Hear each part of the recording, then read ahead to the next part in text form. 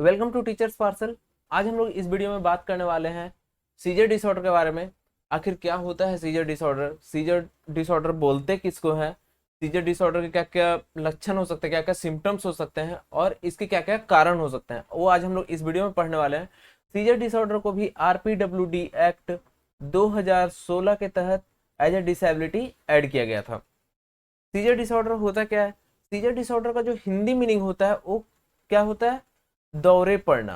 जैसे आप लोग देखे होंगे कि अचानक से कोई जो है बेहोश हो जाता है, या फिर उसको अचानक से जो है उसके हाथ पैर जो है बहुत ज्यादा जो है वाइब्रेट कर रहे होते हैं, या फिर जो है चेक कर रहा, मतलब उसके हाथ पैर जो बहुत ज्यादा हिल रहे होते हैं, उस जिसपे उसका जो है कोई कंट्रोल नहीं हो पाता है। ठीक है, उसको जो है क्या बोलते हैं? Scissor disorder. और उसका हिंदी मीनिंग होता है दौरे पड़ना। सीजर डिसऑर्डर जो है एक प्रकार का एबनॉर्मल इलेक्ट्रिकल एक्टिविटी है जो कि ब्रेन में होता है, और वो कभी भी अचानक से हो जाता है। मतलब कि ऐसा कोई नहीं, उसका टाइम टेबल कुछ नहीं है कि हाँ वो आपको जो हर एक घंटे जो है आपको परेशान करेगा या फिर हर एक टाइम आपको परेशान करता रहेगा। वो आपको जो है कभी भी हो सकता है। वो सडनली जो उससे ग्रसित रहेगा उसको जो है वो दिन में कभी भी आ सकता है। ऐसा भी होता है कभी कभी केस में कि जो है अभी आया है, फिर जस्ट 5 मिनट के बाद फिर से आ गया है। ठीक है। सीजर डिसऑर्डर जो है एक प्रकार का न्यूरोलॉजिकल डिसऑर्डर है, जो कि वो, इसका मतलब क्या होता है कि वो ब्रेन से रिलेटेड है, मतलब उसमें जो है ब्रेन इफेक्ट होगा। आखिर इसका सबसे बड़ा मेन रीजन भी है जो कि वो ब्रेन अगर इफेक्ट होता है तो फिर उसके कारण भी जो है सीजर बहुत ज्यादा आता है, फिर बहुत जल्दी जल्दी आता है। सीजर जो है एक प्रकार का जो है वो सडन है, मतलब अचानक से आता है। Uncontrolled electrical disturbances in the brain, मतलब जिस टाइम वो आता है उस पर जो है ब्रेन का उसका कोई भी कंट्रोल नहीं हो पाता है। ठीक है। Some seizures cause uncontrollable shaking and loss of consciousness. क्या बोल रहा है कि कुछ कुछ सीजर्स जो ऐसे आते हैं होते हैं जिसमें कि वो अपना जो है कॉन्शियसनेस जो है वो खो देता है, और साथ साथ में उसका जो है अनकंट्रोलेबल शेकिंग होता है, मतलब उसके हाथ पैर या फिर जो है सिर जो है वो बार बार जो है हिलता रहता है, या फिर जो है झटके देता रहता है, उसका सिर हाथ जो है झटके देता रहता है। और उस टाइम जो उसको कुछ होश नहीं रहता है, उसको कुछ भी जो है ध्यान नहीं रहता कि आखिर उसके आसपास क्या हो रहा है या फिर उसके साथ में क्या हो रहा है। वो क्या कहलाता है? सीजर। इसके बाद फिर हम बात करते हैं but sometime people simply stop moving. कुछ कुछ समय में ये देखा गया है, कुछ कुछ केस में ये देखा गया है कि जो भी वैसे केस से ग्रसित होते हैं वो जो है अचानक से जो है चलना, मूव करना या फिर उनमें जो है मूवमेंट जो है बंद हो जाता है, और फिर and become unaware of what is happening. ठीक है। साथ में जो उनको कुछ भी ध्यान नहीं रहता, उसके बारे में पूरा अनअवेयर रहते हैं, कुछ भी पता नहीं रहता उनको कि उनके साथ में क्या हो रहा है या फिर उनके आसपास क्या हो रहा है, ये भी उनको जो है नहीं पता रहता है। इसके बाद फिर जो है people are diagnosed with epilepsy when they have had 2 or more seizures. Epilepsy के बारे में शायद आप लोग जो है जानते होंगे पहले से। एपिलेप्सी का हिंदी मीनिंग होता है मिर्गी पड़ना या फिर मिर्गी आना। ठीक है। तो बहुत सारे केस में ये बोलता है कि अगर सीजर आपको जो है 24 घंटे के अंदर, अगर आपको 2 बार से या 2 या 2 से ज्यादा बार अगर सीजर्स आ रहे हैं, तब फिर उसका नाम क्या दे दिया जाता है? वो एपिलेप्सी कहा जाता है। ठीक है। और एपिलेप्सी का जो है आना मतलब कि जो है बहुत ज्यादा जो है वो रिस्की हो जाता है, उससे ज्यादा जो है सीवियर कंडीशन हो जाता है सीजर डिसऑर्डर से। इसके बाद have unusual sensation just before a seizure start. और जब भी किसी ग्रसित व्यक्ति को अगर सीजर आने वाला रहता है उसके उसके पहले जो है उसके बॉडी में जो है अनयूजुअल जो है सेंसेशन होने लगता है। उसका जो है बॉडी मूवमेंट या फिर जो है बॉडी जो है शेक करने लगता है, जैसे कि अभी हम लोग बात कर रहे थे कि उसका हाथ पैर जो है हिलने लगता है। ये सब कब होता है? जब वो दौरे आने के जस्ट पहले। ठीक है। इसके बाद फिर जो है मोस्टली जो है सीजर का जो टाइमिंग होता है वो 30 सेकेंड से 2 मिनट तक होता है। कि मतलब कि अगर ज्यादातर जो केस में देखा गया कि वो 30 सेकंड तक होता है, लेकिन बहुत ज्यादा जो सीवियर केस होता है, जो कि रेयर केस होता है, उसमें जो ये देखा गया कि वो 2 मिनट तक भी वो सीजर रह जाता है।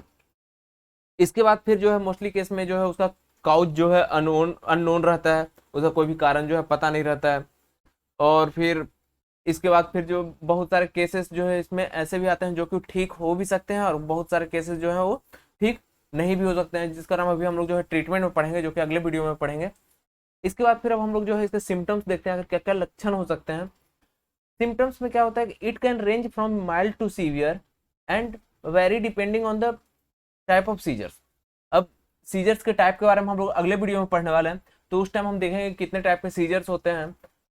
वो क्या बोल रहा है कि इसका जो रेंज होता है सिम्टम्स, उसका जो लक्षण होते हैं वो किस पे डिपेंड करता है, उसके टाइप पे, कि आखिर कौन से टाइप का उसको सीजर आता है।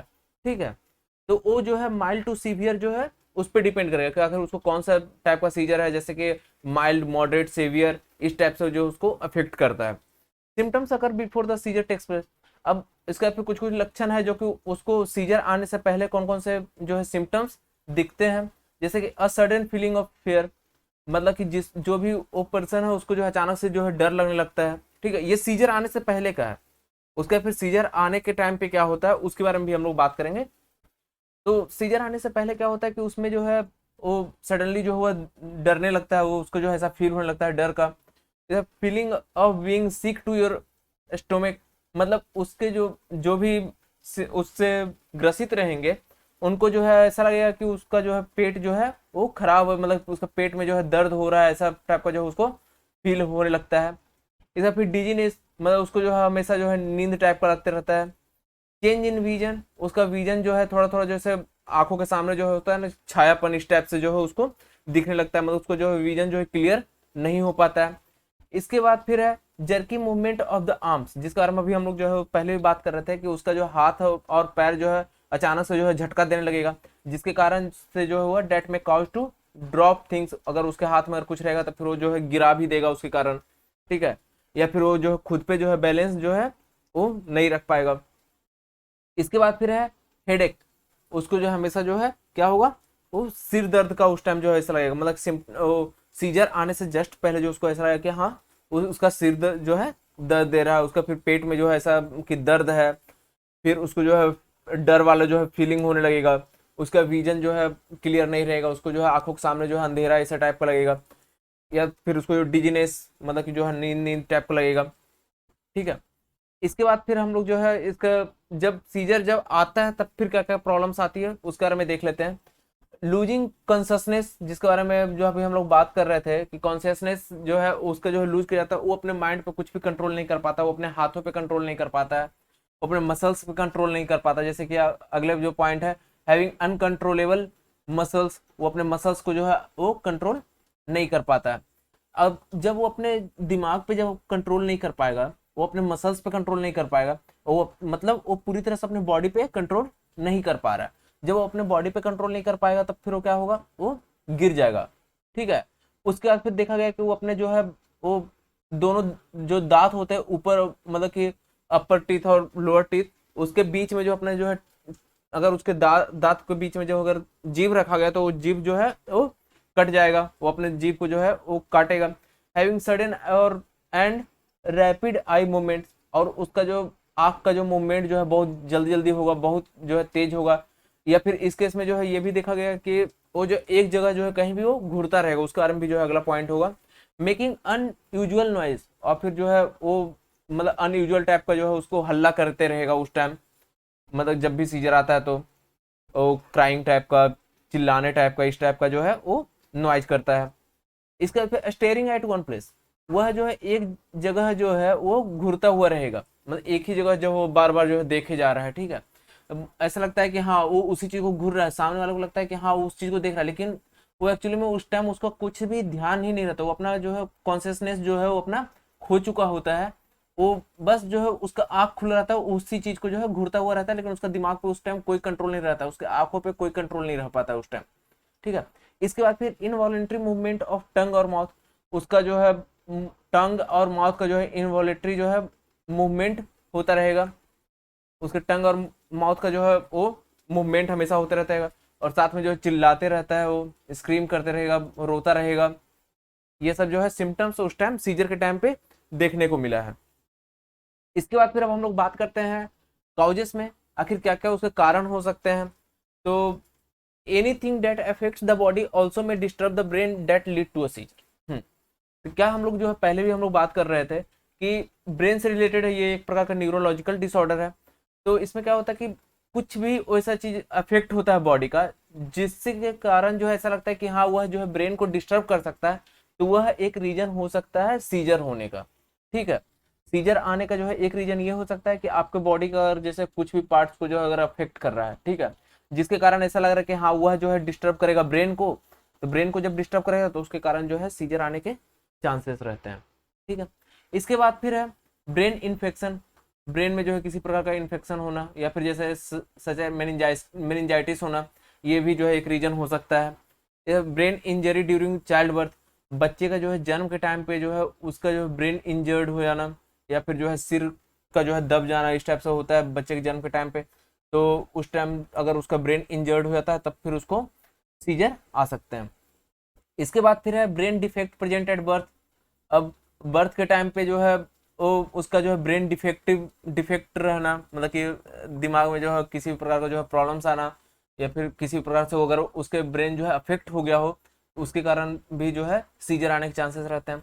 हेड ट्रॉमा, मतलब कि जो है किसी जो है ऐसे प्रॉब्लम से जो है वो गया हो या फिर जो है एक्सीडेंट केस हो गया हो तो उसके कारण से भी जो है उसका हेड इफेक्ट हुआ हो और फिर उसके कारण जो है ब्रेन इफेक्ट किया हो, तो वो भी एक रीजन हो सकता है। हाई फीवर, जैसे अगर बहुत ज़्यादा फीवर हुआ हो तो जैसे बोलते हैं कि दिमाग में जो उसका फीवर चला गया हो, इस टाइप से जो है लोग बोलते हैं। तो या फिर दिमागी बुखार जो हम लोग बात करते हैं, ठीक है, जिसको मेनिंजाइटिस जैसे होता है, तो ये सब कारण भी जो है उसका अगर ब्रेन डिस्टर्ब हुआ हो, ब्रेन अगर अफेक्ट कर रहा हो तो फिर उसके कारण वो हो सकता है। इसके बाद फिर यूज ऑफ नार्कोटिक्स, अगर किसी प्रकार का जो है ड्रग्स का यूज कर वो सेवन कर रहा हो, जैसे कोई भी नार्कोटिक्स का जैसे कोकीन या हीरोइन, ये सब के लेने से भी जो है वो हो सकता है उसका ब्रेन जो है इफेक्ट होगा। या फिर जो है किसी भी प्रकार का जो है वो दवाई कुछ कुछ जो है दवाई जो इफेक्ट करते हैं ब्रेन को, जैसे कि एंटीसाइकोटिक्स, और फिर क्या हो गया कुछ अस्थमा ड्रग्स भी ये जो है ब्रेन को अफेक्ट करते हैं, उसके कारण भी सीजर आने के चांसेस रहते हैं। या फिर जिसके बहुत ही ज़्यादा हाई ब्लड प्रेशर के पेशेंट है तो उसको भी सीजर्स आने के चांसेस रहते हैं।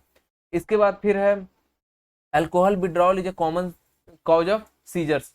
अब कोई जो है बहुत टाइम से अल्कोहल जो है वो पी रहा है, ठीक है, बहुत ही टाइम से जो है अल्कोहल का जो है सेवन कर रहा है और वो अचानक से जो है अल्कोहल छोड़ देता है, ठीक है, तो इसके कारण जो है क्या होगा कि वो उसको जो है सीजर्स आने के जो है सिम्टम्स दिखते हैं उसमें।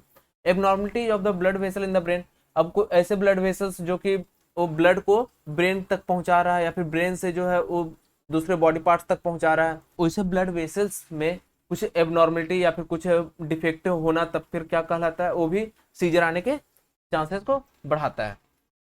आज हम लोग इस वीडियो में सीजर डिसऑर्डर के बारे में बात की, जहां हम उसके सिम्टम्स, कॉजेस और उसके इंट्रोडक्शन के बारे में बात किए।